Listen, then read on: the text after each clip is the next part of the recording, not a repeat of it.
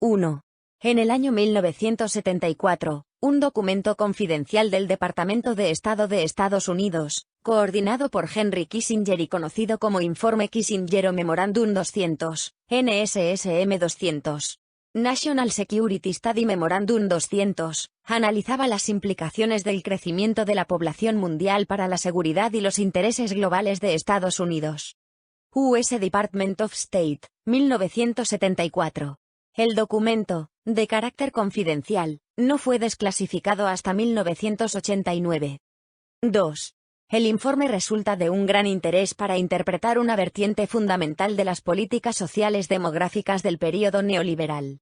Nos revela la directa relación que, ya en los años 70, la élite occidental establecía en sus estrategias entre a. El objetivo de disminuir la población de los países potencialmente peligrosos y b. Las políticas a impulsar en esos países con respecto a la planificación familiar, el desarrollo social y económico en general, la extensión de las pensiones de jubilación, el acceso masivo de la mujer al mercado de trabajo, la extensión de los derechos de la mujer.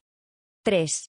El documento nos confirma cómo todo parece indicar que las dinámicas demográficas que el mundo ha vivido a todo lo largo del período neoliberal no han sido un producto exclusivo de la evolución natural de las dinámicas sociales, sino que, al contrario, estas dinámicas sociales han sido en buena parte una consecuencia de las estrategias de esa élite corporativa occidental a la que Henry Kissinger representaba. 4. La estrategia planteada era de muy largo plazo. Elaborada en 1974, indica que tenemos que reconocer que la estabilidad de la población no se podrá conseguir hasta el próximo siglo. 5. Es importante tener en cuenta que no se trata de una estrategia de reducción de la población destinada a favorecer a los países destinatarios, sino, al contrario, a debilitarlos, en interés de los objetivos estratégicos de Estados Unidos. La estrategia propuesta apela a un enfoque coordinado para responder al importante interés de la política exterior de Estados Unidos en la influencia del crecimiento de la población. 6.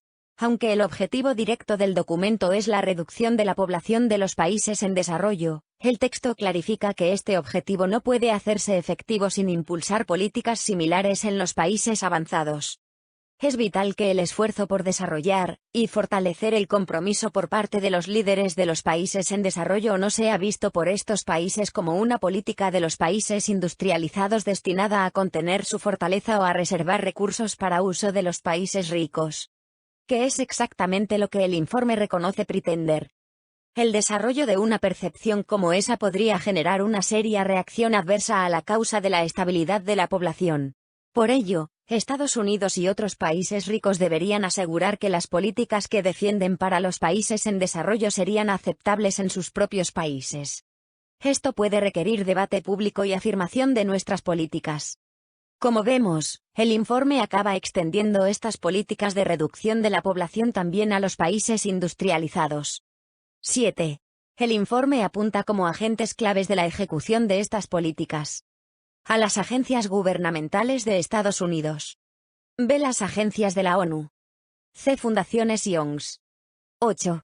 Lo más importante a destacar es que este documento nos clarifica que una buena parte de las dinámicas sociales de las últimas décadas no han sido una consecuencia de la evolución natural de la sociedad.